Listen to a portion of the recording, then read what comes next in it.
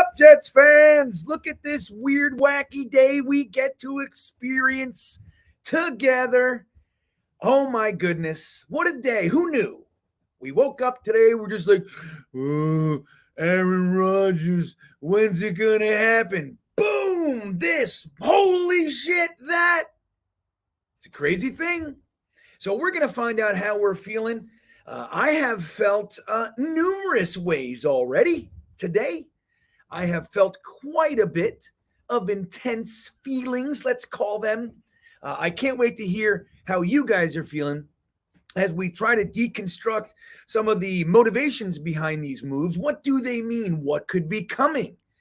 What's the rest of this team, this roster going to look like? It's already different than we thought. We lost some dudes. We traded some dudes. We brought some dudes in that we didn't see coming. So with that all said, I am GreenBean, and this is a special little show. This is let me make sure my damn microphone went on here. Hold on. Nope, it didn't do it. Here we go. Back. There it is. There's the mic. Jeez, this friggin' program. It's been doing it all the time. I gotta call the company or something. That said, we are here. So I'm GreenBean, and this is an impromptu kind of special edition Wednesday night pre-Jets chaos live stream, right? As we know, 10 a.m. or 10 p.m., we have the Jets Chaos, Dom C, Y2K Love Fest over there on Jets Chaos channel. And we'll make sure that we respect that channel and blow right past 10 o'clock and just keep going. Fuck him, right? That's what we think. I see all you guys in here. So let's talk about it, right? Let's say Sneakers to Boots is here. Right on, man. It's for you, buddy. That's what this is for. Finnegan's here. I just saw Finnegan. We just did our Wednesday beanbagger breakdown. That's not the easiest thing in the world to say. I just learned the beanbagger breakdown. We did safeties, free safeties tonight, and we ended that a few minutes ago. And I'm over here, so here we go. Impromptu, me and you. Leo's here. It's good to see Leo. Rob's here. What's up with you, buddy? This trade hurt a little bit. Yeah, right. We're gonna talk about that. I'm gonna be honest too. I'm gonna tell you my real feelings, Rob. We were just on the Talking Jets panel the other night, and I think Ryan O'Leary and myself, we all kind of landed on the idea that if we're looking at a player that stands the most potential for a true breakout in our offense, if Aaron Rodgers does in fact come here, it's Elijah Moore. We landed on that. And what is it? 48 hours later? Boom. Not even 24. Not even. Less than 24 hours later. That's what it is. He's gone. He's a Cleveland Brown. It's the craziest thing. So I see, who was first? I want to get up here to see who started. Dakota started us off with Braden on his heels 1 minute later. It's good to have both of you guys in the house with us. Good citizens here. It's always good to have you as well. One of the originals, good citizen, as is Bick. I'm having trouble tonight. Big Green is another original as far as my world is concerned. Kareem is here. It's good to have Kareem. You're not afraid to disagree with you, right? Jet Freely's in the house. Lost Word Bound. Yeah, man. Seems a bit off, but this is all because of the stuff he pulled last season. That's what I land on. Lost Word Bound. I land there. All parties involved had to be removed. It gives us some wiggle to get Rodgers through, so there it is. So there's, yeah. Well, listen, I am going to say that while we landed on the idea that if you just look at Aaron Rodgers coming here, we still got Garrett Wilson. We protect him. The line comes back healthy. We got Brown. We got Becton. We got AVT. We draft a kid, whoever we do at center. You know what I mean? So let's assume that the line's taken care of effectively. We got the tight ends. We got the running backs. We are loaded. We are loaded. So you think, okay, well, Elijah Moore really could have fit nicely in this whole thing. But you can't forget what the hell he did last year, man.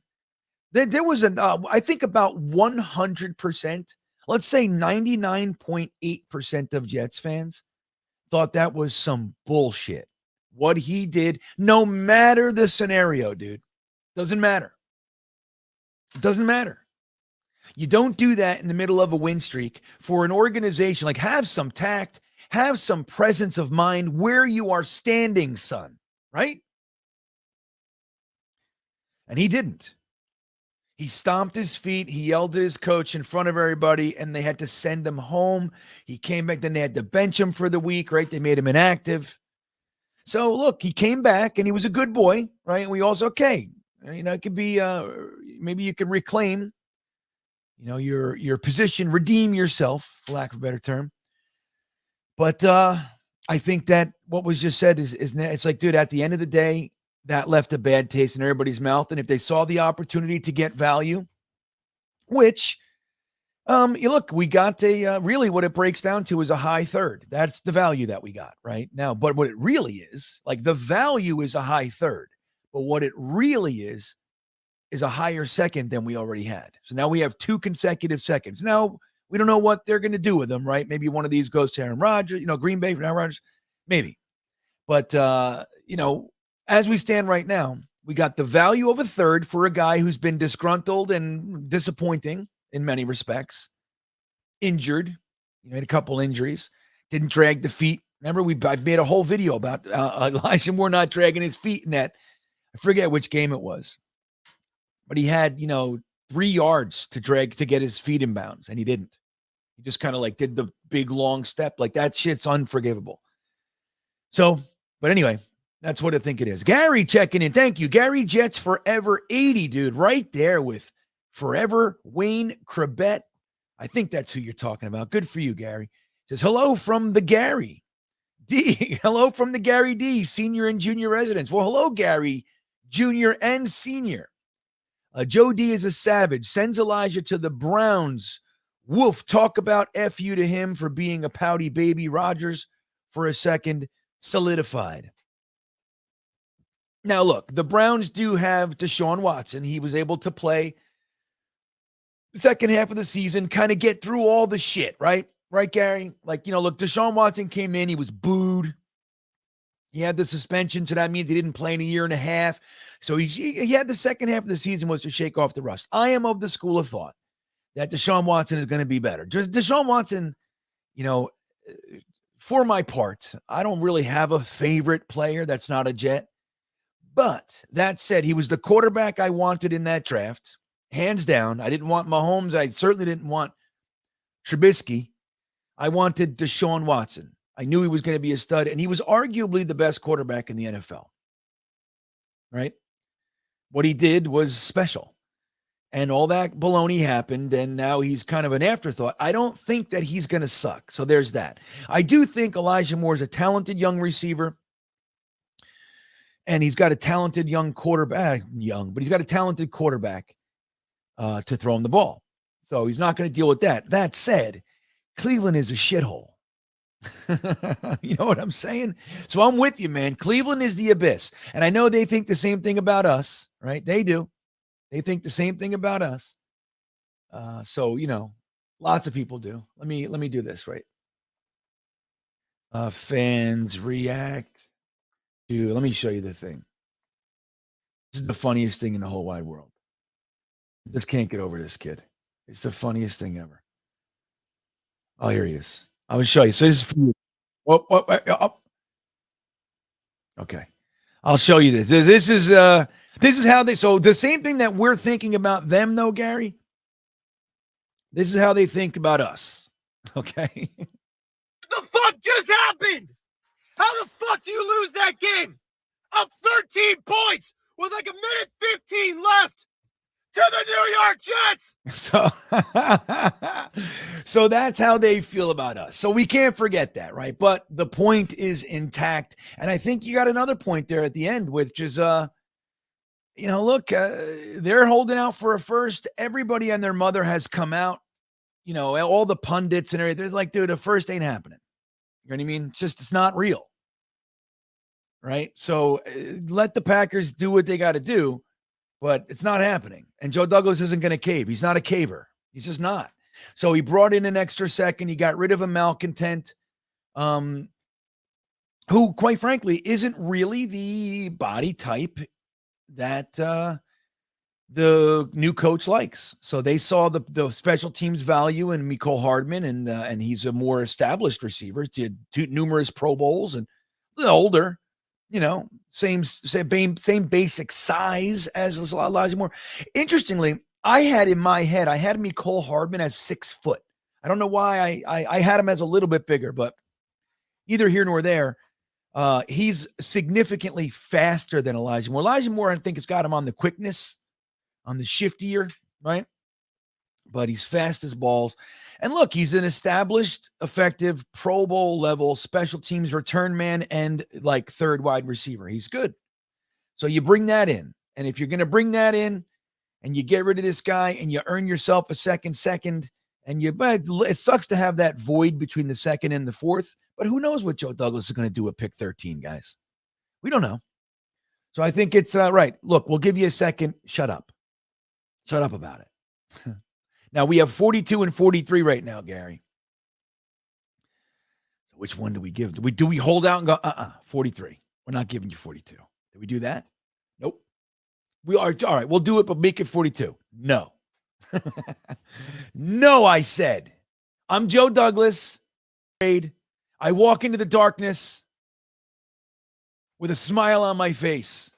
I fear no evil because I am Joe Douglas.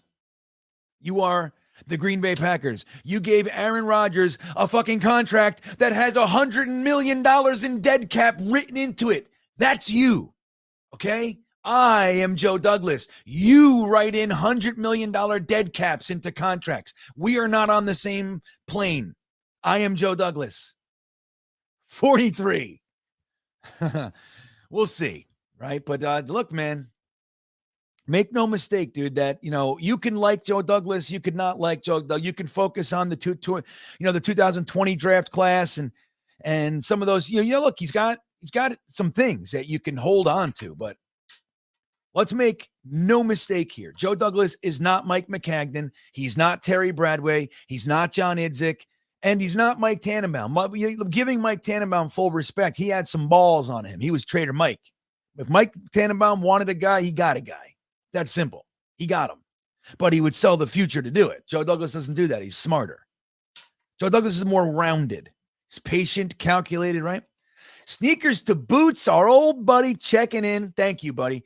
He says, let's thank the football god. Zach Wilson could have been out for the year in the preseason, going into year 3 into a black hole of the unknown. Now we get Aaron Rodgers. It's a great point. What if, right? So what Sneakers to Boots is exploring here, I think, is in that first preseason game, when he went down, the second drive, right? The second series, he does that ACL. Everybody and their mother came out and said, oh, it's an ACL tear. Remember that? Everybody said it. All the internet doctors were aplenty. Even football players were saying, I talked to my doctor friend and he said, right? Everybody was saying it. We said, holy shit, we lost him in the first preseason game. Thankfully, we didn't. Because if we didn't, we would have done whatever we did last year. We would have went in with Joe Flacco. He would have sucked. We would have benched him for Mike White. Mike White would have got hurt. We would have done the same thing, probably. And then this year, we'd be saying, Zach's going into year 3, baby. We're ready for Zach. That's what we'd be doing. There's no question. Instead, we know where we stand. It was one of the keys of last season, right? We wanted to see progress. We wanted to see the defense shape up. We wanted to see, some semblance of a team. And we wanted to know what Zach Wilson was, at least have an idea. Is he going to regress or is he going to take a step? And he regressed hard style. So, yeah, we knew it was fortunate then, but for different reasons, right? But yeah, man, that could have been where we went, Sneakers to Boots. And I'm grateful for that. And look, the thing is, don't forget, guys, the Aaron Rodgers plan, and I think it was absolutely within their thought process that it wasn't all about just, hey, we want to get Aaron Rodgers. If they wanted to just get a quarterback, they get a Derek Carr. You know what I mean? Aaron Rodgers is better. So, but there's that. But I definitely think that part of it was if Aaron Rodgers comes here for a year or 2 years, we go all in. We already have a strong young core. bubbling with talent. We get Aaron Rodgers. We go for the damn Super Bowl. And if he wins it, he retires. And we got Zach developing for a year. And then we can see what he is after. That's part of it. I know it is. Now, if they could trade, if somebody says, I'll give you a second, a fourth, and a sixth, Joe Douglas is going to go, yeah, I'm good with that. Go ahead, take it. He might do that. But I think it was absolutely part of the thinking. It was a benefit of the Aaron Rodgers trade versus maybe somebody else.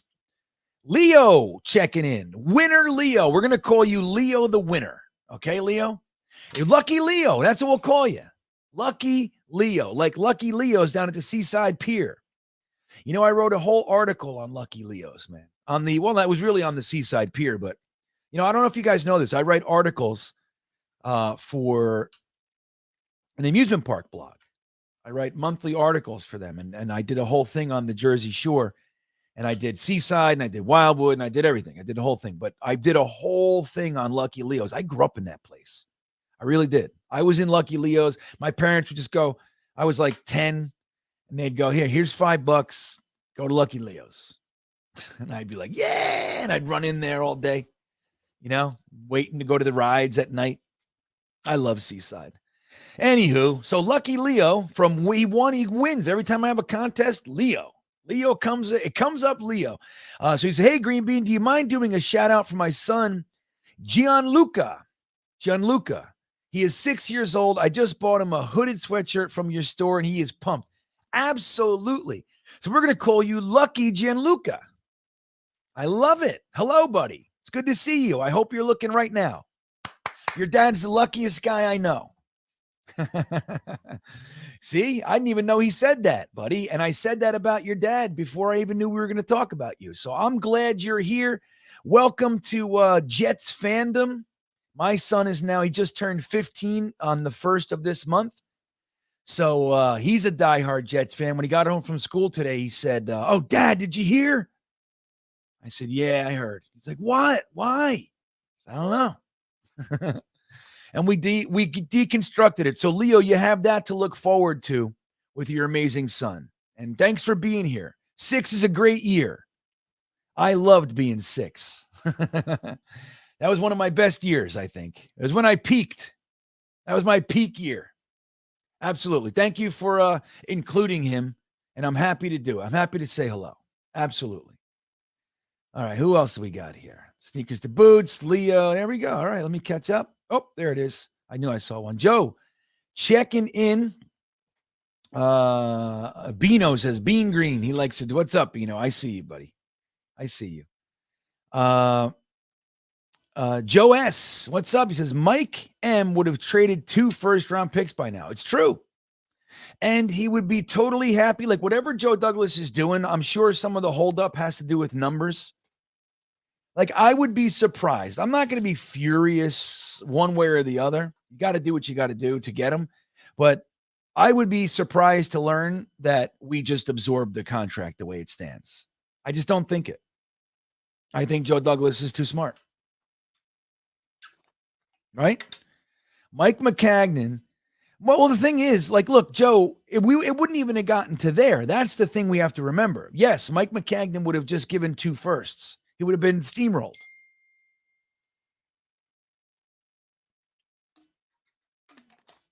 Hold on a second. What the hell was that? I think I just got a bad text. Oof. Okay. All right. Okay, shake it off. All right. So but the thing is, Joe, and we have an example to compare it to.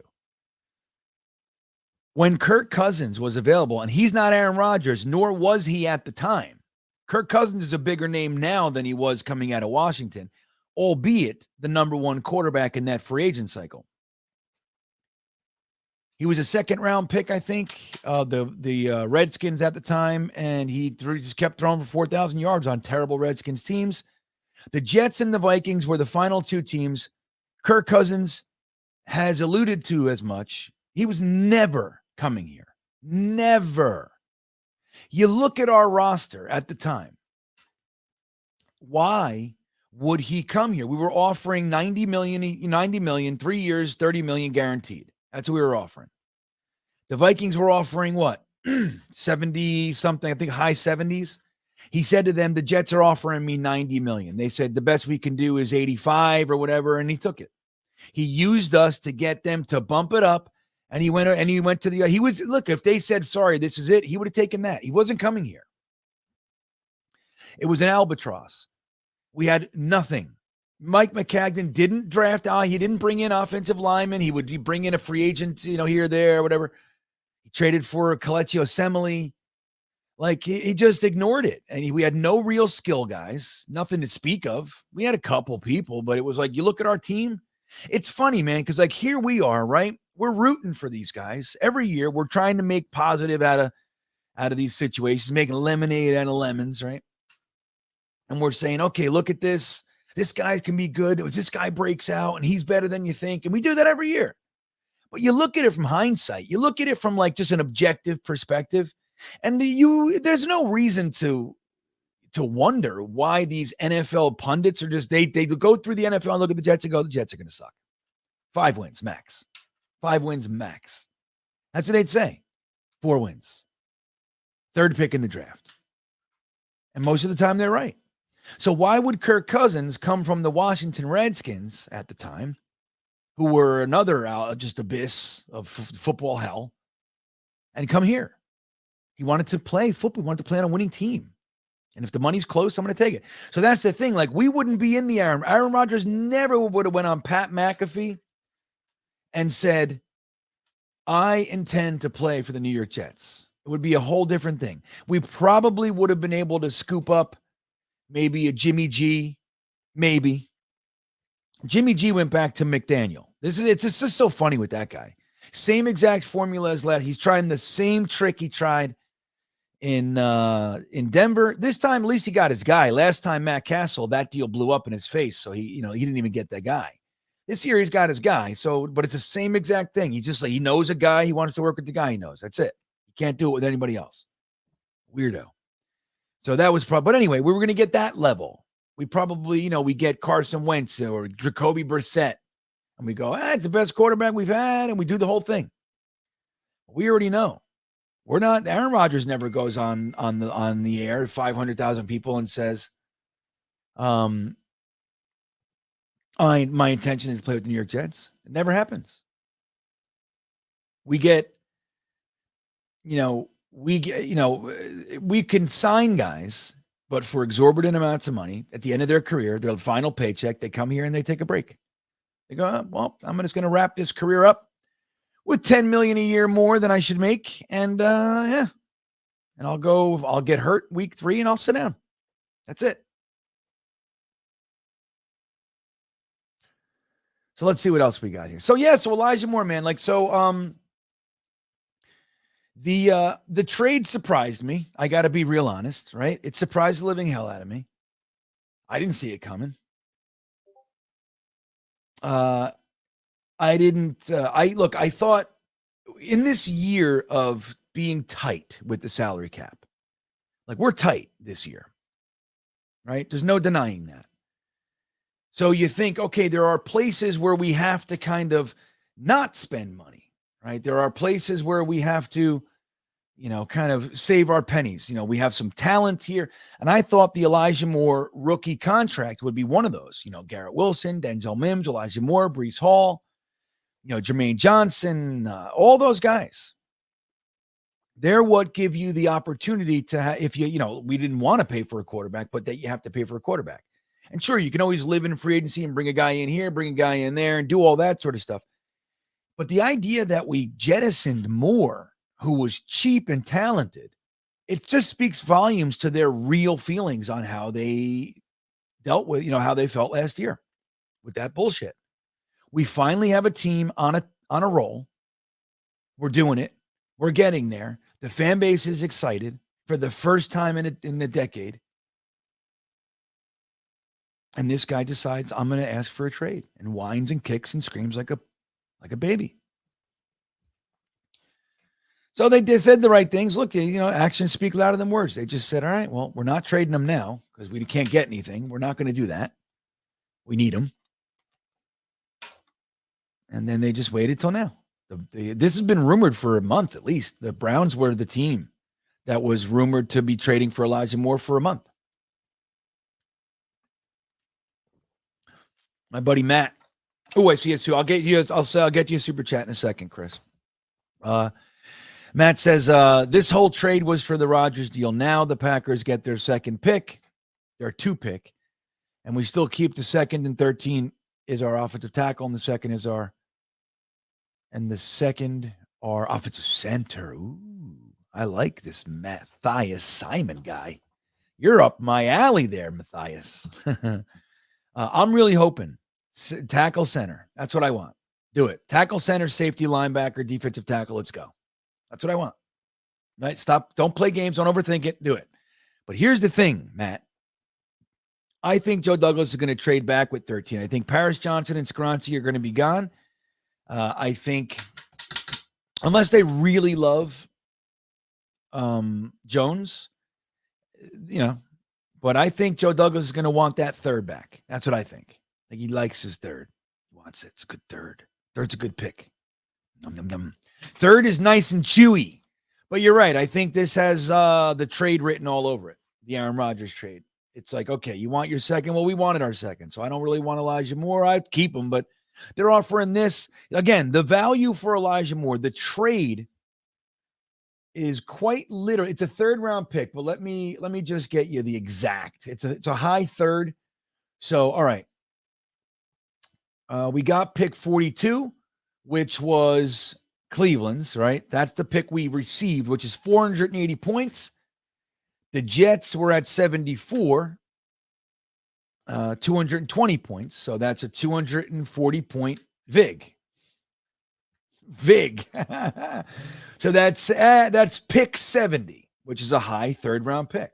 That's what it is. So we traded Elijah Moore for a high 3rd. That's what we did. Now we lost a round of value on him because we used a second to get him. But again, shit happens. Different offense.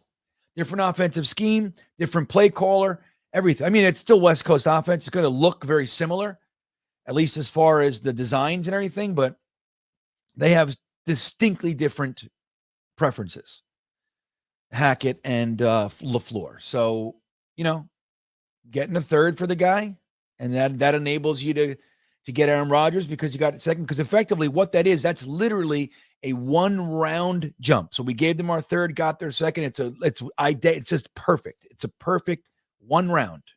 We improved 1 round. So now we have pick 42 and 43. We'll see what we give the Packers. One of them's going. Again, Joe Douglas is going to say, all right, dude, just give us 42. No. 43. That's the one you're getting. 42 is mine. Let's see. I don't know if he'd be that hard-assed. Chris KV checking in. Thank you, buddy. I appreciate the super chat. He says, so, Elijah Moore, huh?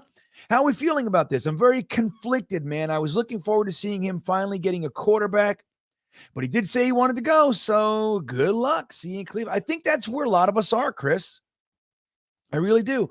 I think that it's important not to forget what he did last year. Look, we all want to let bygones be bygones if we can, but most Elijah Moore jersey owning Jets fans were like, they were putting it in the garbage. They were lighting it on fire, right? They were like pissed because again, you just got here, even in the 2 years you've been here, this is the first 3-game win streak. Like we're finally rolling, and you very selfishly, doesn't matter what the issue is. Doesn't matter if he was right that LaFleur was just not maximizing the talent on the team, which I believe to be true. We were talking about it. You don't do that.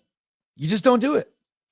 You just don't do it. He did it in front of the team and in the press. You just don't do it.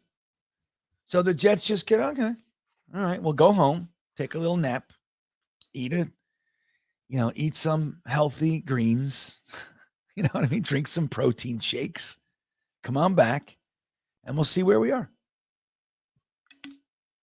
But you're right. I was just talking about it on the Talking Jets panel with Ryan and O'Leary. We all landed on the idea, Chris, that Elijah Moore stood the most potential for a breakout year with Aaron Rodgers. And it's like, yeah, man, like we never got to see it. And this is kind of, this is one of the things that seems to be hard to shake off for us, huh? We don't really get to see our players' potential. It's unfortunate. We're starting to. I mean, look, we had the offensive defensive rookie of the year last year. And that's in addition to Breece Hall and Max Mitchell and Michael Clemens. Did you know Michael Clemens had almost 100 more snaps than Jermaine Johnson? Very interesting. Isn't it? That's interesting to me. Like Jermaine Johnson was a guy that you traded up in the first to get back into the first. And Michael Clemens was just a 4th-round pick. And he played more. So that means he was more rounded for the role that they wanted him for. He played like 87 more snaps, something like that, than Jermaine Johnson. I thought that was interesting. But what does it tell you? Jermaine Johnson had a good year. He only played 190 snaps, man. He did well. His impact was felt. So they're developing him. He's a young kid, lots of skills, very athletic, great against the run, can pass rush, the whole thing. Michael Clemens is just Michael Clemens. He said, "You're going to put me in there now, right?" Like, I don't know. He's like, "You're going to put me in now, right?" Yes, we are. So yeah, man, it's unfortunate, but we're starting to see it. I guess, look, it's just a shame, the second round pick Jets thing is real. It is a long time. We thought Mims broke it. We thought, and he still might. We thought Elijah Moore was going to break it. He was super crazy talented. It doesn't matter. The Jets like to take wide receivers in the second round. They never work out. Never. Alex Van Dyke, Ryan Yarbrough, right? I think he was a second. Devin Smith, and running backs, Lamont Jordan, some other guys. It's just our second round picks are bunk. Who's a second round pick that did anything? I can't even think of one. Well, Breece Hall, but he got injured. So we don't know what the hell Breece Hall is. Right? We're excited. He's definitely talented. Elijah Moore is definitely talented. Breece Hall's he's a beast. But it's like, again, we didn't get to see him. Who knows what happens? We're the Jets. Our second round picks just don't seem to land, man. So in Joe Douglas's tenure, he's got 3. Denzel Mims, Elijah Moore, Breece Hall. Now they're all offense, so there's that. That's very positive. But shit, man. You want to talk about bum deals? Denzel Mims got food poisoning and COVID in the same friggin' year. Elijah Moore had the whole thing with LaFleur last year. Breece Hall tore his knee. It's crazy, fellas. It is. But that's it, Chris. I'm with you. It's like I'm conflicted. I think, look, I find a way to land on the Jets doing the right thing anyway. I don't think I have to go too far for it. Elijah Moore, very realistically, guys, just brace yourself. He could very realistically become an absolute demon for Deshaun Watson. He's open. He knows how to get open, man. He's a good receiver. He's just an asshole. And if we wanted to get it, we wanted to get him gone, like Pete's saying here. He ran his mouth. Joe D showed him the door. Goodbye. That's it. Don't run your mouth. There's the message. Yeah, it took us a minute. We might not get it right now. We're not going to hurt ourselves. We're not going to cut off our nose to spite our face. But you're not going to be here. You're out. You're not part of the deal. Go to fucking Cleveland. Go to Cleveland.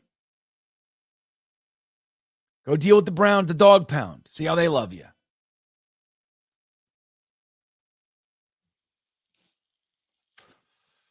Zach Gandalf talking about, he says, JJ missed 2 games. Right, he missed 2 games. He had the injury.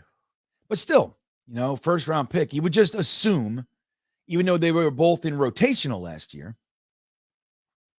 JFM was the starting left defensive end. Carl Lawson had the most defensive snaps out of any defensive lineman, followed by Quinnen. So Clemens on the right, Huff and JJ on the left behind JFM. So I think the Huff thing also had something to do with it, Fat Gandalf. Huff is a bad boy, bad man, isn't he? But he only had 100 and something snaps as well. David Harris, thank you, Ed. There's one. Can I Live, not as good. Look, Ed, here's what Can I Live says.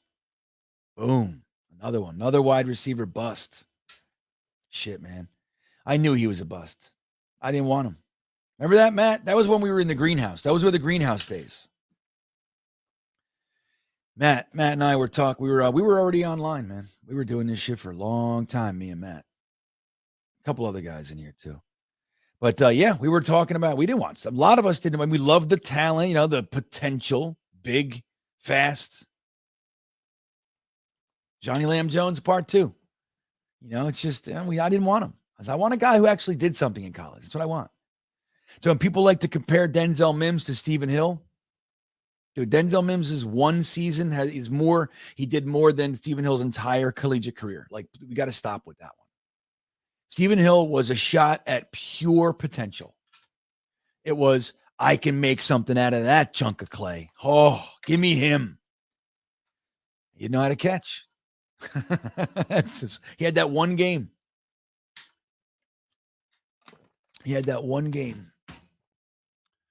And it was a beautiful, beautiful game. Well, against the Bills, if I remember correctly. It was beautiful. 2 touchdowns. Oh, it was okay. There we go. Okay, good. You guys are all right. Marcus May was another one. He kind of broke the curse. He was a good one. But no, David Harris was a good one. Marcus May is a good one. Gino, no, disinfo. That was not a good one for us. He's coming around the mountain now. That man's been humbled by life. He had to just sit back and go, okay, this is my life. I got to just work from this point and wait for an opportunity. That's what he did. Remember, the coach at the Giants, was it Shermer? He benched Eli or whatever for Gino. He got fired. The next coach put in Eli. I think that's how it went. Gino got the coach fired. So Gino's definitely not. Definitely David Harris is a good one. And so is Marcus May. Marcus May, he ended up flaming out, but he was a good player for us. Just was short. But we saw it. We saw his potential. Right, Dave from New Brunswick. So look at that. Deshaun Watson has Amari Cooper and Elijah Moore. Someone else over there too. They don't have Landry anymore, right? They got rid of Landry, I think. But yeah, I think he's going to do well, man. I mean, that's the thing. Like, it's not just because we traded him, he sucks, right? We got to stay away from that kind of stuff. Right? He doesn't suck. He was disappointing for us, but he turned out to be an asshole. And look, maybe it was just LaFleur. It doesn't matter. You can't keep that guy on the team at all costs. You just can't. No one's bigger than the team, and you got to make those cases. Especially when you got a kid like Garrett Wilson, just the consummate team dude. Rocking. Ripping up souls. Just eating them, right? Sam Aiken checking in. Thank you, Sam. He says, the growth of Mims and Elijah was sacrificed to make Zach Wilson comfortable with Berrios. Let's sincerely discuss this. Well, I think that's an interesting point, Sam. I think Berrios was certainly kept here, at least to some degree, because of Zach, right? Their relationship was important. He felt very comfortable with Berrios. But let's not take away what Berrios did here either. And Berrios was a very good football player. He was never going to be, who's the guy over there in the Rams? The other little white dude. What the fuck's his name? I can't. I want to say Hunter Renfrow, but for the Raiders. But let's just say that. He was never going to be that, most likely. But he's a good football player. He ended up being an all-pro returner that year. So he had returner ability, and he was a good 4. Right? He was good. But I'm with you. The idea that, LaFleur came in here and just made it harder for Mims, dude. I mean, let's be real. Let's call a spade a spade. We all knew it. The fact that the fan base betrayed Denzel Mims was one of the reasons I took such a hard stance for him. I couldn't believe it. Like, whatever it is, his rookie year was strong, man. He comes in and they did not like him. They put him on like the fucking like the scout team right away. Why? Why did you do that to him? Well, because his preferences, right? He doesn't really love the big, he likes the shorter, smaller, shiftier guys. Okay. There's no reason Denzel Mims has to learn 3 positions before he can be active. Why? What is that? I've never heard of that before. Players have strengths. Use it. Find it. Write it in. And capitalize upon it. That's what you do. Not LaFleur. So I think the Elijah Moore pick, Sam, was more for LaFleur than it was for Zach. But the Berrios piece was definitely for Zach. Even though Berrios was also here because he did things the right way. Joe Douglas said it. He said you can't have guys do things the way he does it and not reward them. You have to keep guys around like that. Now, this year he got the yips and whatever the hell happened to him, and Zach fell off a cliff. It was like all the reasons for Berrios to make $8 million were out the friggin' window. You know? But I think it's an interesting point, and I think that there's some validity to what you're saying. I think some of it. Like Denzel Mims was pushed aside for guys that he probably shouldn't have been pushed aside for. That said, he did get food poisoning, lost 20 pounds. Then he kind of gets his body back. He's not 100%. He's kind of, he's fighting through it. And he gets COVID. You know what I mean? He was never it was a lost year for him. Last year, they tried pulling the same shit. Corey Davis went down. Mims came back. And his first game, he's blowing he's making key blocks for Breece Hall touchdowns. He's making his presence known. Robert Saleh said, when he didn't go back to the inactive list, he said Mims played himself onto an active spot. It's that simple. Jeff Smith, sit down. He couldn't take him off. He showed his value. Now, he didn't light up the league or anything, but he showed his value to the team. He's more valuable than Jeff friggin' Smith. And he's more valuable than Tariq Black. You know what I'm saying, man? It was bullshit. But so anyway, I'm with you. With you a lot there, Sam, but not all the way, buddy. New York Jets 24. Thank you for the super chat, my friend. I appreciate that. He's a GreenBean. Love listening to your podcast shows. I'm a big fan. I believe the top 3 tackles will be gone when the Jets draft. Jets will take the pass rusher from Georgia at 13. I believe Smith, he had a great combine. He did. I do not agree, though. I thank you so much for those kind words. I do. And I know that, what was it, Daniel Jeremiah just came out, Jets 24. I think it was Daniel Jeremiah. He mocked Nolan Smith to us. And he said, well, Carl Lawson's going to be, you got Bryce Huff, they got to replenish. I don't think Joe Douglas, I think this is an all-in year. I think Joe Douglas is more concerned with making sure that this year we win it. That's what I think. So I don't see him going for an abundance position, even though we lost. Like, look, we're going to lose Vinny Curry. He's not coming back. Vinny Curry's 74 years old, and, it's time, right? But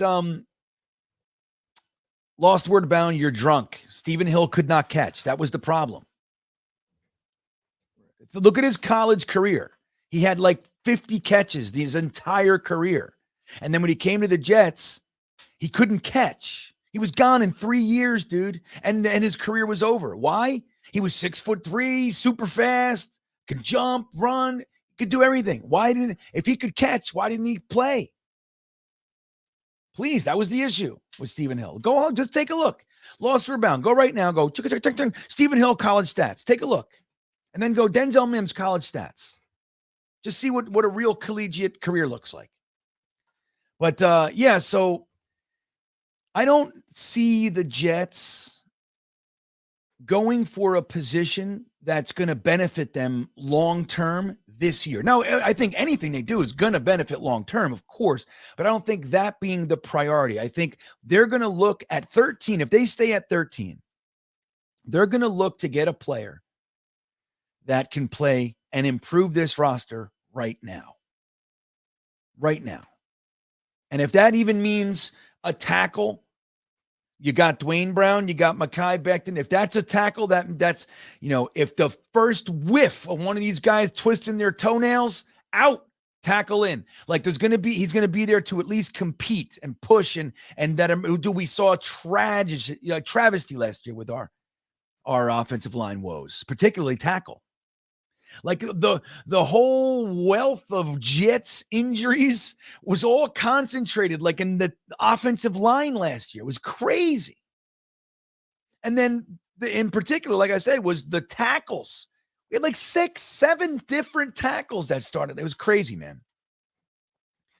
So tackle makes more sense. I could even see them. I know it. I know what everybody's going to say. And I'm with you. But I could see them drafting John Michael Schmitz, just saying, screw it. If they can't trade back in a couple spots and gain the third, and they might take Branch. I mean, he's a little bit redundant, but they might go that route. I wouldn't be blown away by Nolan Smith, but a combine does not a great player make. Like you have to get the whole thing, right? Like, every year there's combine heroes, and Nolan Smith blew the doors off the combine. Everybody's like, whoa, that happens every year.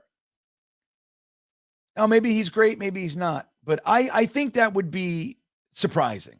I wouldn't be blown away. Like I was blown away when we fucking drafted Sauce Gardner. I'll tell you that.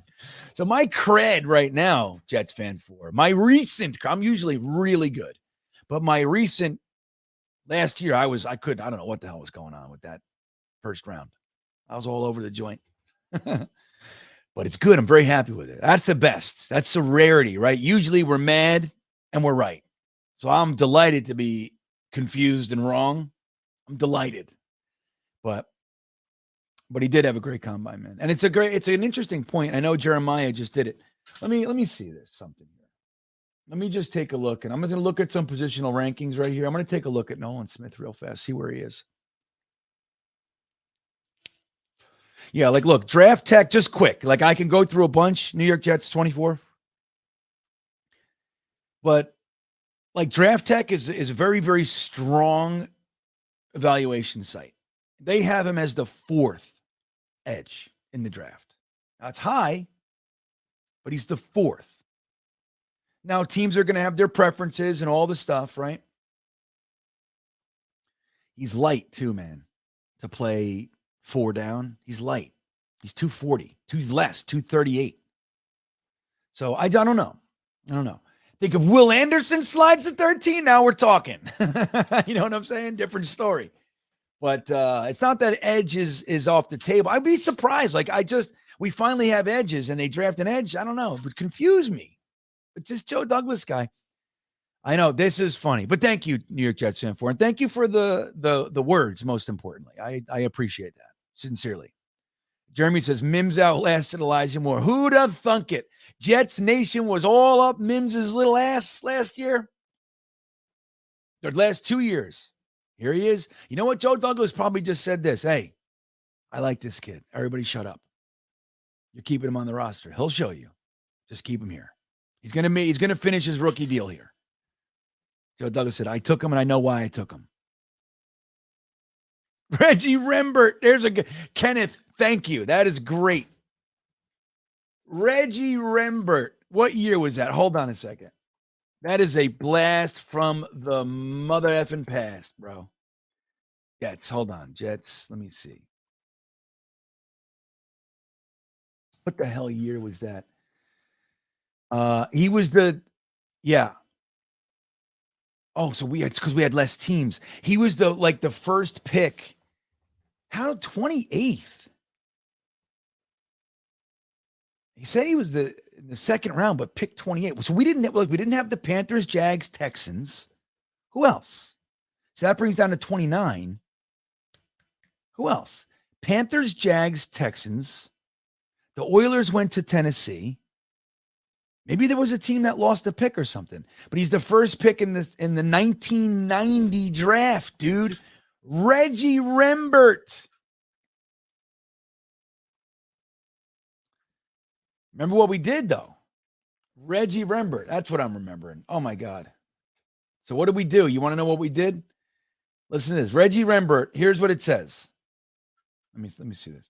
Rembert was drafted by the New York Jets in the second round, 28th overall in the 1990 NFL draft. I remember this. It's like, again, I wasn't as into it as I am now, but I remember this. It's weird. It's like a hazy, drunken memory.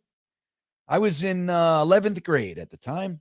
Rembert never played during the 1990 season for the Jets. They were unable to come to an agreement on a contract, and eventually his rights were traded to the Bengals before the 1991 season. What did we get for him? He only recorded 9 receptions for 117 yards and a touchdown. His first season. Oh, my God. Reggie Rembert. What a name. Thank you, Kenneth. That was delightful. Holy shit. I forgot about that. It's a hazy memory. Arizona Jet checking in. Thank you. He says, trade Corey and Mims, so OBJ and who? I'm okay with it. I think Corey Davis is gone. I mean, I don't think that's too much of a leap to think that Corey Davis is gone. You know, Mims again. I don't know. Arizona Jet. Maybe I'll be just as surprised next week when they trade Mims for a 7th. I don't know. You know what I mean? I don't think so. I think Mims is exactly the type of receiver that Nathaniel Hackett wants. And again, you have to save some money somewhere. You have to keep, high potential guys on the team that cost low money, low cap hits. But the OBJ thing is weird. We got to talk about him. We haven't really gotten to him yet, but it's so they trade Corey and Mims and they grab OBJ and Reggie or Randall Cobb. I'm Reggie Cobb. I do it every time.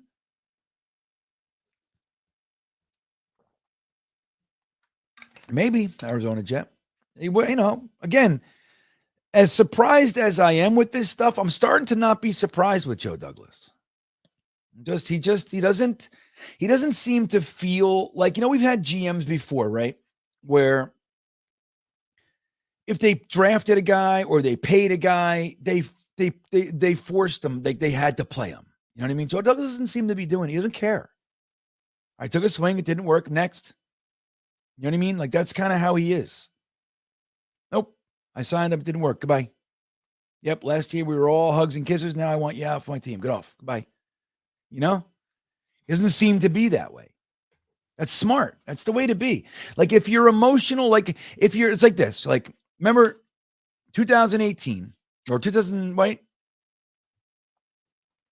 Yeah, 2018. Mike McCagnon uses 3 second-round picks to trade up for Sam Darnold. Ultimately, it was really for Baker Mayfield, but whatever. It happened to be Sam Darnold. He gets a quarterback, trades up 3 spots, and he uses 3 second-round picks, 2 in the first year and 1 the next year. He had 2 second-round picks that year. So we give him 3 seconds and move up 3 spots. The next year, there were no quarterbacks. It was a very weak quarterback year. It was Daniel Jones and Dwayne Haskins, right? And Daniel Jones was not even considered a first by many people. It was so crazy when Gettleman took him where he took him. And now he's a $40 million man. So, hey, Gettleman, right? Maybe he's smarter than you thought. But it was considered a very weak quarterback class. Dwayne Haskins, God rest his soul.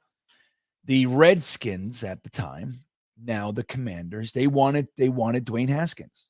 The rumor was they wanted to trade up, but the value was less. So McCagnon more than likely would have gotten less. They were at like 13, the Redskins, 13, 14, and we were at 3.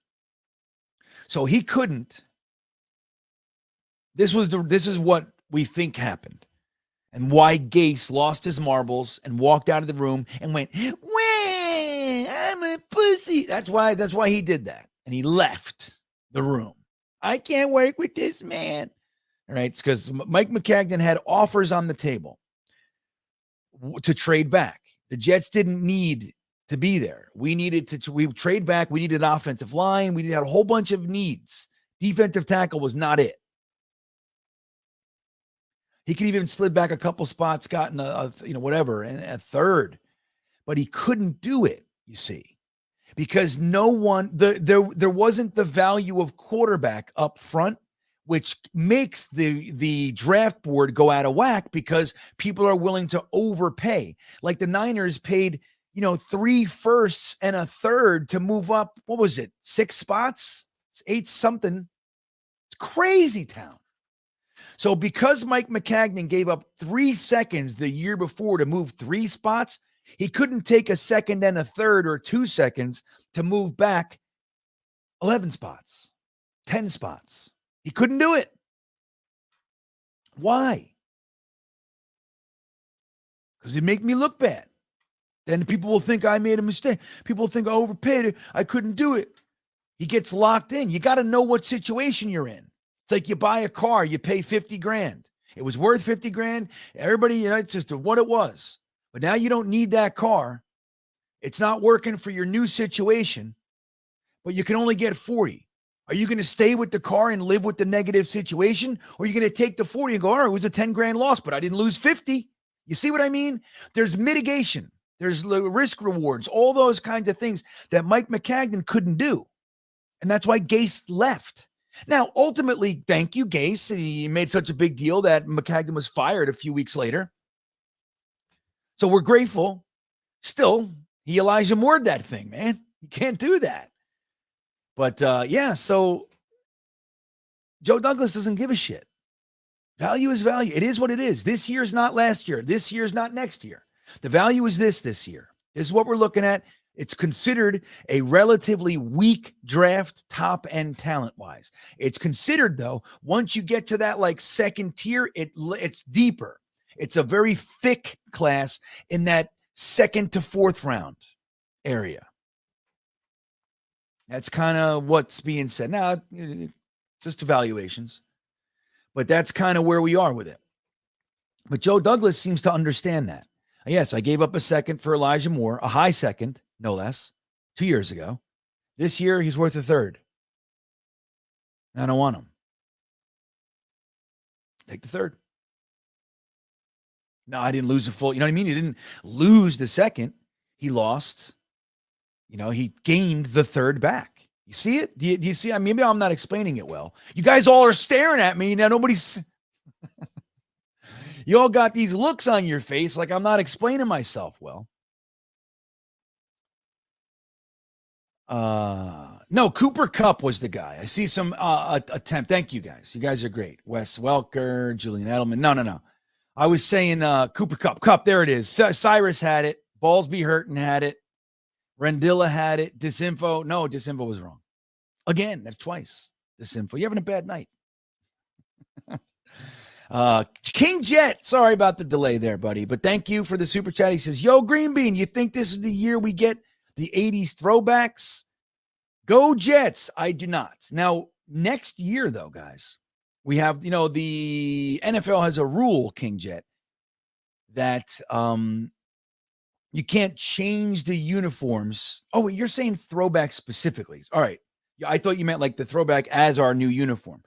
Technically speaking, next year, just to finish my sentence there, or my thought, they can switch in uniforms next year. We could just squash this thing, get these friggin' uniforms. We've been miserable since they came. Just get rid of them, right? You start new, and they could change it. The regular uniform, I think it's next year, right? 19, 20, 21, 22, 23. Yep, 5 years. So at the end of next year, next year we could trade it. Change it. But yes, they can change the alternate uniform every year if they want. So maybe this year we see that old 80s helmet, 80s, 90s helmet, man. That'd be great. It's just the helmet, though. They can't change the uniform. From what I understand, it's the helmet. It's an alternate third helmet, I think. So, yeah. I think it's the year, buddy. Why not? Until we know otherwise, why not? I thought last year, dude, they were teasing the shit out of us, weren't they, King Jet? They all were wearing the things. Steve Largent, who said that? Where was it? I saw it. Altoona Sandwich. Great name, by the way. Steve Largent. That's right. That's who I meant. Astral Off the Chain had it. You guys are most of you got it. Dude, that's so true, Joe. When Berrios, did anybody like the Berrios hair dye thing? No one. Everybody went, ooh, no. And he sucked. Hope he keeps his hair dyed for the Miami Dolphins.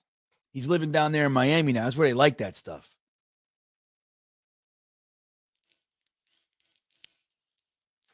This is not true, John. This is a well-traveled piece of misinformation. He's not he's not like Garrett Wilson. He can absolutely separate. And the thing is Denzel Mims, you want to get him in mismatches, right? So Denzel Mims, what his true talent is, number one, he's a hitch route demon. Okay. So you should get him on some hitches. He knows how to get yards out after the catch. But what Mims is able to do is box out the DBs and just fucking beat them. Doesn't have to separate. That's his game. But he can separate. Again, he's not Tyreek Hill. He's not. Definitely not. But the idea that Mims can only run a go route is patently false. John, I'll do it. Because I'm an ADD mental defect. Here we go. Mims Senior Bowl. I'm just going to show you. This. I show it all the time. I'm going to show you some one-on-one reps. This is the guy. And remember, this is 3 years ago. Okay? Come on, stop. This is the guy that we're all saying can't separate. Okay? Real quick. This is Mims at the Senior Bowl practices going against the DBs. Right? Now, not every DB's Sauce Gardner, so with a grain of salt, of course. But check it out. These are other guys going into the draft and everything, young bucks. And this is Denzel Mims, the guy we're saying can't separate at all. Again, not Tyreek Hill, but let's just watch him. Separation. Okay, there's some. Beats him. Guy's trying to rough him up. Got separation. Look at this. See you later. Goodbye. That's called separation. Watch this one. Yep. See you later. Boop. Fuck off. Yep. I'm down here. Watch this. Boop. I'm going to out-jump you. Yep. Skilly-doo. Oh, yeah. You want to push my hand? Yep. Okay. I'll just do this. Here we go. Now I'm just going to burn you. Watch this. Boop. That's Mims. Okay, one more. Yep. Where's the guy? Guy don't even know where the fuck he is. He's looking around for his mom. That's what he's doing. I get it, John. I do, but it's not true, man. It's not true.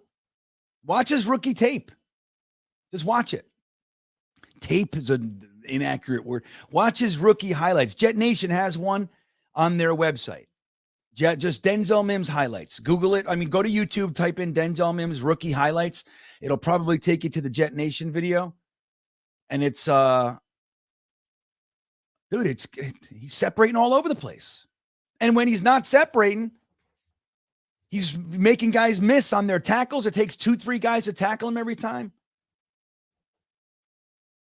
Right, Jets? This is one of the areas I agree wholeheartedly with this maniac we all call Jets Forever. I can't wait to one day see what the hell you are.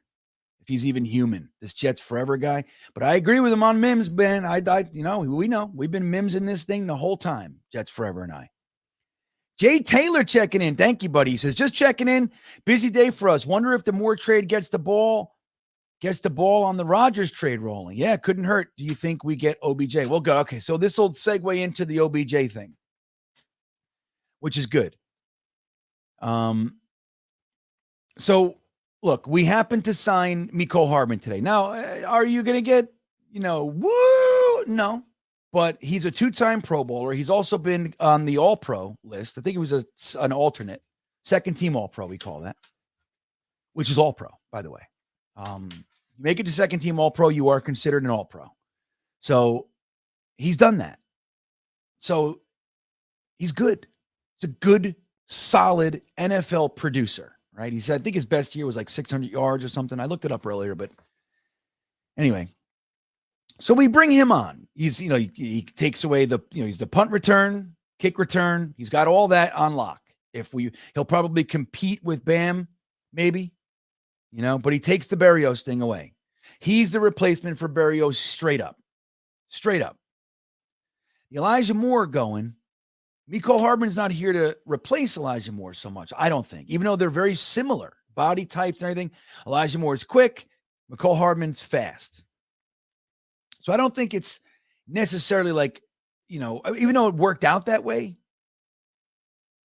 I don't know if it's that clean cut. I think it really could be. The Jets look like Connor Hughes came out again today and said it. Like, it's very real. The Jets OBJ thing is very real. Now, do I love it? I don't. Now, if OBJ is here, I said it the other day. If he's here, I'm going to root for him. I'm going to be excited. He's a damn good football player. We're not going to take that away. He's one of the best receivers we've had in a long time. OBJ's problem is threefold, really. He's got 2 torn ACLs. 2. One, he hasn't played a game since. Now, it was a whole year ago. He's healthy, but still, he hasn't played a football game since that last one. So, it's concerns. If the Jets do get him, there should be all sorts of injury stuff in his contract, in my opinion. Another problem is money. He's going to want to get paid. Now, he said, I'm not asking for $20 million. That's what he said. But he also said, but I'm also not taking 4. That's what he said. So what does that say? It's between 4 and 20. That could be 12. It could be 6. It could be 19. You know what I mean? So we don't know. But he's going to be more expensive than Elijah Moore. No question, right? And that was kind of one of the benefits of Elijah Moore. It was like, all right, well, you got this young guy with boatloads of upside, and he's cheap as shit. So that's the thing. So he's coming in with injury history, and he's going to be expensive, at least by comparison's sakes. And the other thing, man, is he's an asshole. Let's just call it what it is. He's a diva. He's a diva if there ever was one. Now, I'll be honest.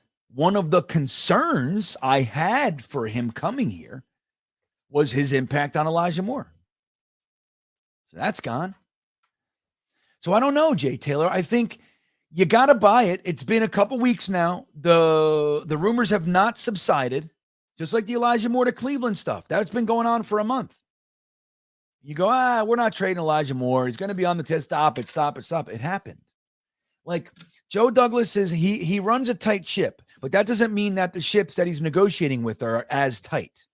You just don't hear anything from the Jets unless they want you to, unless they want to leak some stuff to make you think one thing or the other. They want to gauge the response or whatever it might be.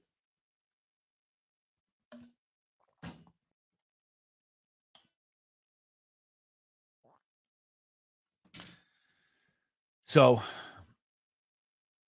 it's going to be interesting to see. I honestly think he's coming. That's what I think. That's what I think. And is it going to be a bad idea? We'll see. They're going all in. Leo Vernacchio checking back in. Thank you, Leo. Lucky Leo. Greeny. So going forward, this will be our wide receiver group. Do you think Corey Davis gets flipped for OBJ on the cheap? Also, we couldn't get a first-round pick for Moore. No, we couldn't get a first. I mean, I was hoping we'd get a second for him. You know what I mean?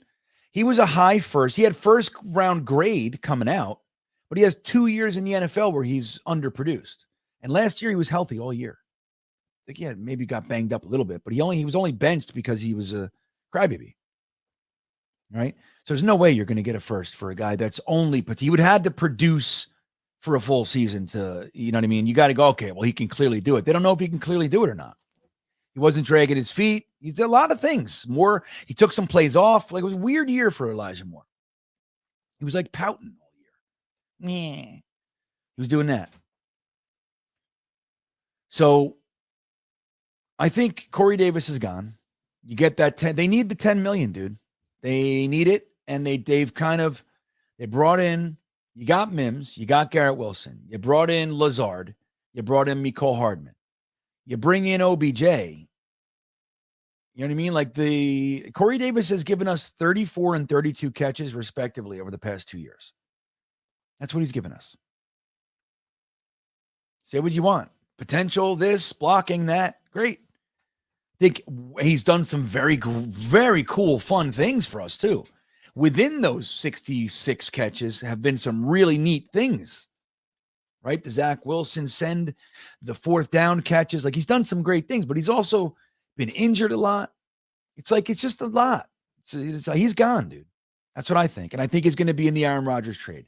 I heard somebody saying recently, there's no way he's in the trade.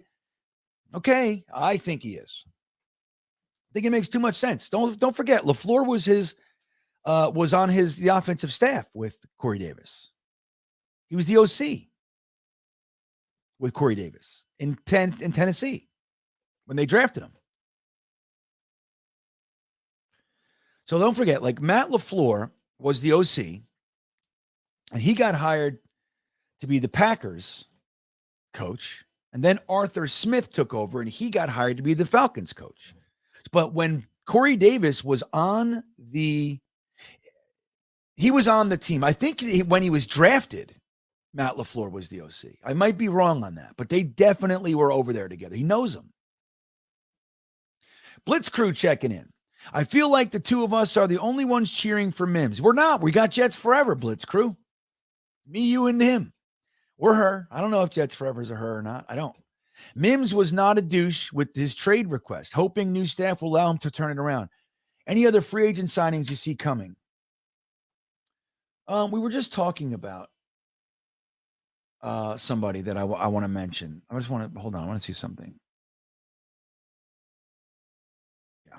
All right. So, number one, we're not the only ones. We're slim. We got a slim group. All right. We're thin. Let me say that. We have a thin little group here. But I think the ones of us that have stayed true, we're Denzel Mims truthers, right?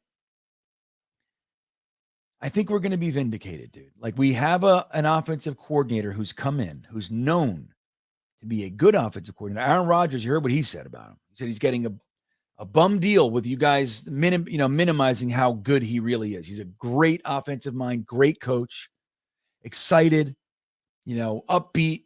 People love playing for him, all that stuff.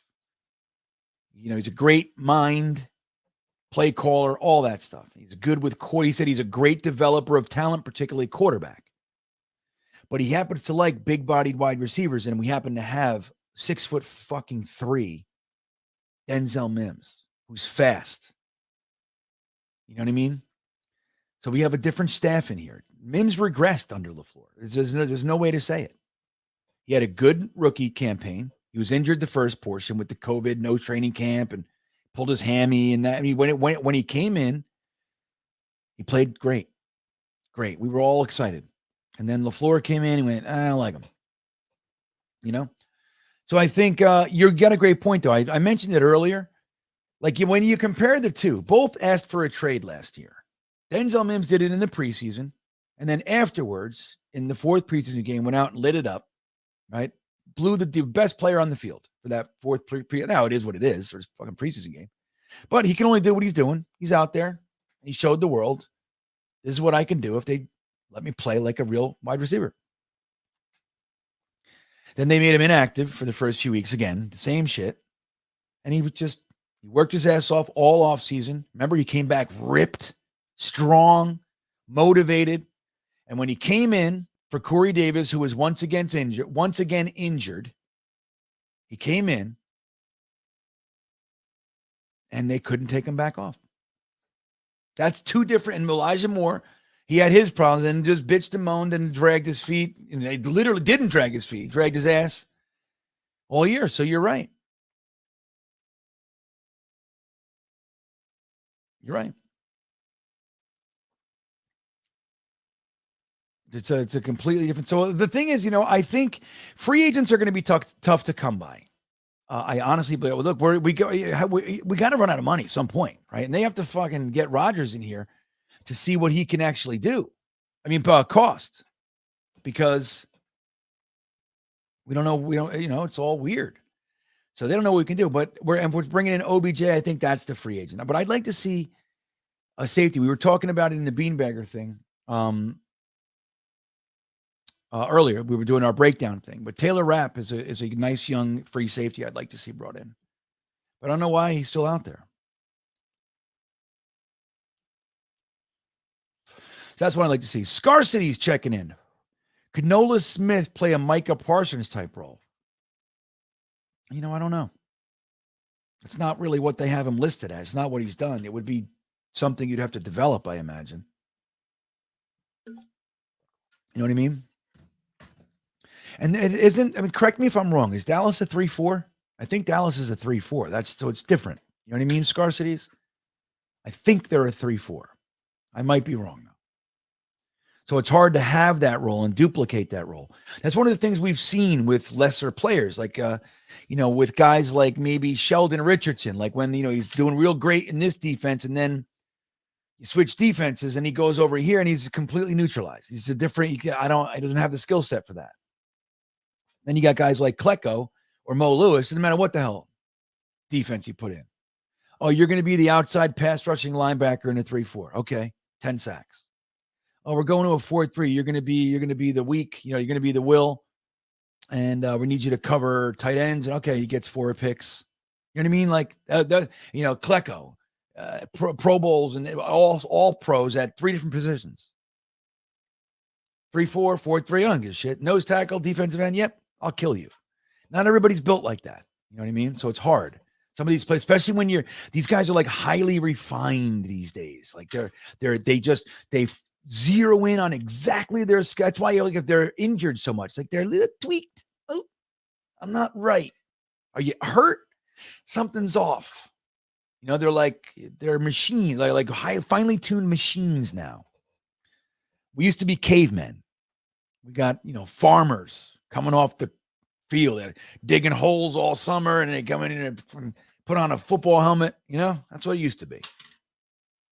It's different. John Galvin checking in, number 8 and 3rd for new 8 Rodgers. All right. Offensive tackle at 13th, center in the 2nd, shades of Mangold in the brick. That's it right there. You nailed it. I do think that a part of the trade was that it clears the number 8 for Rodgers. Rodgers goes back to that was his college number. And we do it that way. So that's the way we do it. Let me see something here. Hold on. I got to run in a minute. Let me make sure I'm not. Oh, look at all these. Rick, let me see, make sure. Thank you, Rick. Thank you, buddy. So Rick checking in was the 4th team Cleveland. Remember, Browns left to Baltimore way back when. Ooh, that is it. You're right, Rick, because the Browns became the Baltimore Ravens, but Cleveland, the Browns didn't exist for those few years. Was that 1990 though? Let me see. That's a good answer though, man. Let me see. When what year?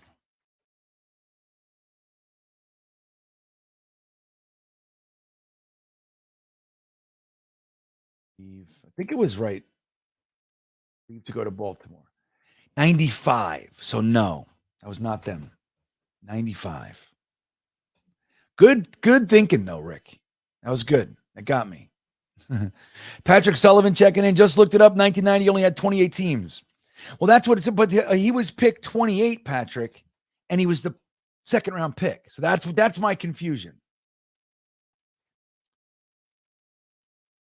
That's my confusion there.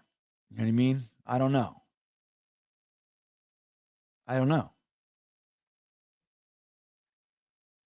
It's weird, right? It's like somebody's got to be 27. I don't remember that. 26? Who's the other team? Let me see. I'll just do this. What's this? NFL teams in 1990. Let's see. Are you ready? The AFC East was, wait a minute. Come on. 1990. Let me see. All right. This is going to blow your mind. If you young bucks, this is what it used to be, all right? This is the old alignments. So the AFC East was the Bills, Dolphins, Colts, Jets, Pats, right? So we had the Colts in our division.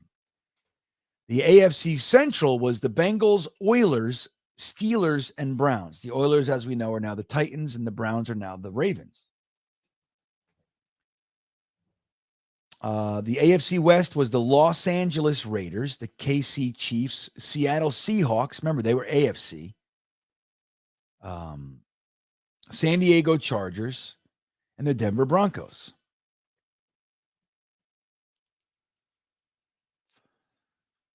What's going on here, though? Wait, 5, 10, 14. I'm telling you, once math comes in, Patrick, I'm a loser. Okay, I can't do it. So 14 teams on the AFC side. Now we got 5, 10, that's 24, 28. What happened? I got to look up the 1990 draft, dudes. Oh, NFL. Right, NFL. Let's see here.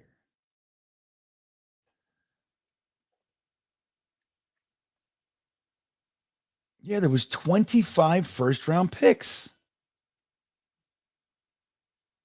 So the Jets got Reggie Rembert at 28, even though there are 28 teams. He was the third pick in the second round. I feel like I'm high. Is this a freebie, Patrick? Captain Chaos, thank you for the donation, man. I appreciate that. That's amazing. Thank you. No comment, but thank you nonetheless. I appreciate it. Tampa Pete checking in. GreenBean, I think you're one of the few people who see what I see. Douglas doesn't tolerate malcontents and only wants high-character guys. Dude, Tampa Pete, remember what he said in his initial press conference? I'm going to build the best culture in sports. That's what he wants here. And OBJ clearly helps get that accomplished. But look, LBJ's older. You know, he's been humbled, man. It's like different. He's not that flashy punk, but I don't know, man. I still think he is, but he's got to have toned down a little bit, I'd imagine. Deion Sanders didn't tone down ever. He's still not toned down. So I don't know, but I do think that though. Like generally speaking, Douglas is not going to take any shit, man. He's not going to like play a game. He's like, no, it's my way. That's why I don't buy the idea that Woody's pushing him around, Pete. Of course, Woody's voice is in the room, but again, I don't see it, man. People are like, Woody wants this. Well, I don't think so. I think Woody's fucking knows what he's got in there. He's going to let the actual guy who knows what he's doing run it. He doesn't go into the pharmaceutical company and tell those guys, I think you should move those compounds over here. That'd be, if this is stronger and do it, why don't you put more? Put more. But doesn't know it's a very delicate, put more. I'm going to make billions off this if you put more in there. Make it stronger. I don't know. No more tears. Baby shampoo. Can't we have a few tears? I'm going to make more money. Put in some tears. Who knows? Leo checking back in. What's up, buddy? Greeny, if you were GM, would you trade the 13th pick and Zach Wilson to Seattle for the 5th pick? Would you have the quarterback to sit behind Rodgers? What's your thoughts? No. No, I would not, Leo. I got to tell you, honestly, I'm not in love with this quarterback class. I think there's going to be, good. I don't love them. You know what I mean? So I could be at fault. But again, it's like this is a year, like what we're doing right now is we're kind of going all like, look, we built the team through the draft primarily. We have a nice young core, but we realized the quarterback thing didn't work. So we got to quickly switch gears, capitalize on this, and try to get it. So we're going all in. You already used a number 2 pick on Zach. So that's 2 firsts to get the, I don't know. It's just to get another guy to develop. I hear it, but there's no plus for this season. And I think the 13th pick has to be used to benefit this season. That's what I think. That's my issue with like Nolan Smith. Unless we're cutting Carl Lawson, something like that. But I struggle, Leo. It's an interesting proposition. And I would definitely, if I was really the GM, I would consider it.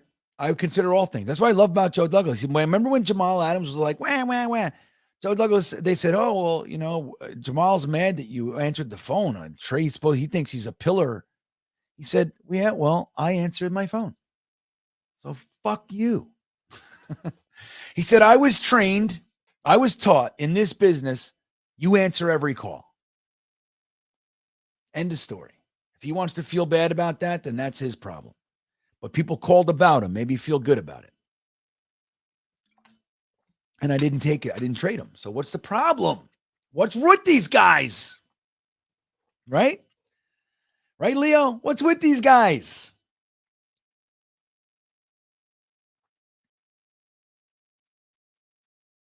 So, Amore was ruined by A.J. Brown. Dude, we were talking about it last year. When you look at it, it's very clear. Okay. His best friend is A.J. Brown. Another good friend is Metcalf, DK Metcalf.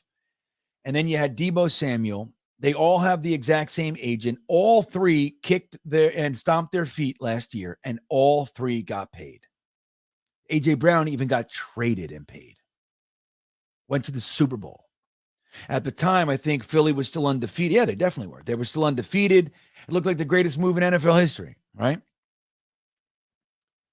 So, yeah, I'm with that 100%. I don't think there's not a question in my mind that he wasn't calling those dudes and they're saying, bro, get your ass out of there. The guy's going to kill your career. Get out of there. Shoot your way out. We all did it. And the agent's like, it's worked every single time it's happened. Go ahead, do it. Joe Douglas said, no, I'll trade you when I want to trade you. I'll trade you when everybody's forgotten you exist. That's when I trade you. I'm not going to trade you and give you any PowerPoints. He said, Arizona Jet saying, I never believed in Mims. Prove me wrong this year. Why? Okay. I don't know how you didn't, dude. How did you look at Mims' rookie year when he came in? When Sam could friggin' look at him? He was another one. He was open all the time. Dude, there were so many plays where Denzel Mims was like literally standing in front of him, wide open, and he frozen Sam. Scared. That's what happens when you don't protect quarterbacks, man. That's what happened with Zach last year. You know, Zach's first game, man. Poor Zach. It took 5 games for our offensive line to get together. Zach was destroyed. It was done. Poor kid.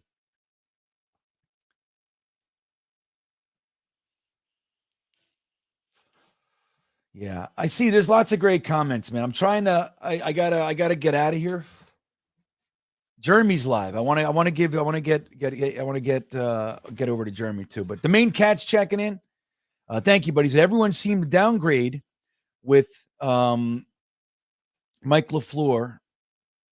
Mims looked ripped last year. Can't wait for a legitimate offensive coordinator to play Mims at his strengths. Dude, me too. I'm with it, main catch.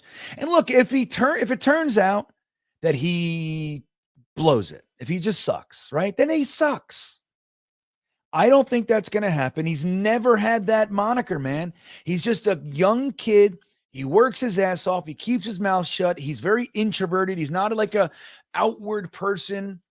And they were saying that he looked aloof next to Keelan Cole, who's like, blah, blah, blah, blah, blah, blah, blah. He's all freaking out. And Corey Davis, everybody's loud. And Elijah Moore, young, and everybody. And then there's Mims just sitting there quietly.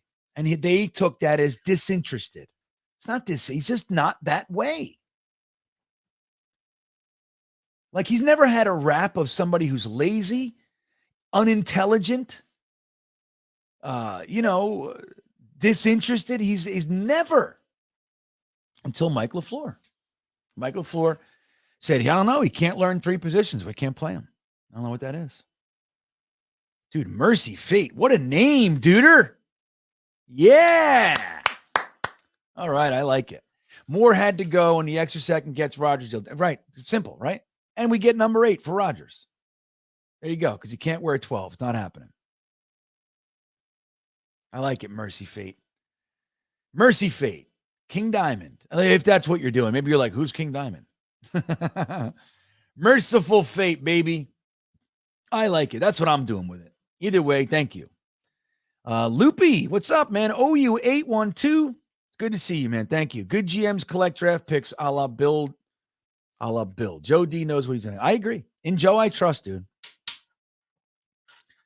Again, dude, 3 years ago, laughing stock. This year, attracting Aaron Rodgers and Derek Carr and anybody we wanted. We could have had any quarterback in the whole group. We had first choice. That's Joe Douglas. End of story. Sure, the collapse last year was brutal. You know what I mean?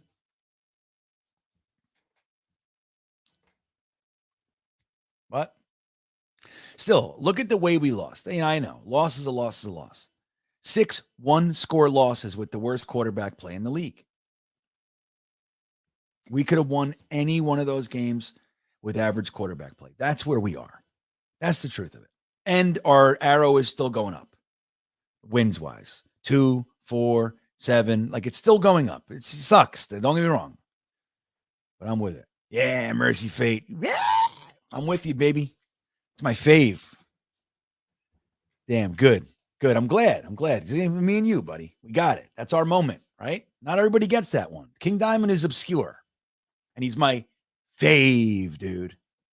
I can literally sing you every lyric and every guitar solo. I can do it with my mouth on every album, man.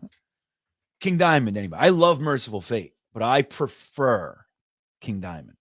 I mean, like the solo shit. I just do. I love Merciful Fate, but anyway, good. I'm glad we connected. Guys, I'm going to get out of here. I do want to remind you that Jets Chaos is live right now. If you're looking for more talk, they're over there. Wat2K, Dom C. They're all over there checking it out, breaking it down. This will be the last super chat of the night. Thank you all for so much for the support, man. It's great. I thought I was going to do a half hour, come in, just give my 2 cents, and we ended up doing forever. That's the way. That's kind of standard. But anyway, GYO talks and plays. Yeah, Dallas, Denver, and Phoenix all forfeited their first-round pick in 1990. More info, man. What happened? I love it. Okay, so we're getting there. We're getting there. We're getting closer. Thank you. Talks and plays. GYO. I love it. Right, us bearded dudes. Right, Mercy Fate. I see it. We got to stick together, baby. But thank you for that. So, okay, Dallas, Denver, and Phoenix, not Arizona, Phoenix. Was it the Cardinals? Yeah, of course it was. Phoenix. What's wrong with me? I was doing St. Louis. Of course it was the Phoenix or Cardinals. But all right, that's now we got our assignment for next time is why? Why did they do that? What happened? They all forfeited their firsts. What did they do that for? Whew. Wacky year. All right, guys. Well, listen, have a great rest of the night. You rock, Dino. You rock, man. You guys are the best. Again, I'm going to go over and say hello to Jeremy at Jets Chaos on YouTube. Follow me over there. Let's all go. Let's all 300 left of us. Let's all go to Jeremy's right now. Give him his biggest stream ever. He's never hit 300 yet. Maybe he has, like maybe once. He's like 150 guy. You know, we would blow his doors off. We all go over there right now to Jets Chaos. We all say hello. Just fucking blow up his chat with fire emojis. Just everybody light his chat on fire. And you can leave if you want. Let's all do that. Jets Chaos. We'll do that right now. What am I going to leave you guys with? I'm going to do the after hours outro. Guys, have a great rest of the night. I'll see you tomorrow for the Thursday Thick of It, where we have Ali from Loyal New York Jets fans coming on. Let's all go to Jets Chaos right now and blow up his chat with fire emojis. I'll be there in 30 seconds. I'll see you over there. Have a great night, everybody.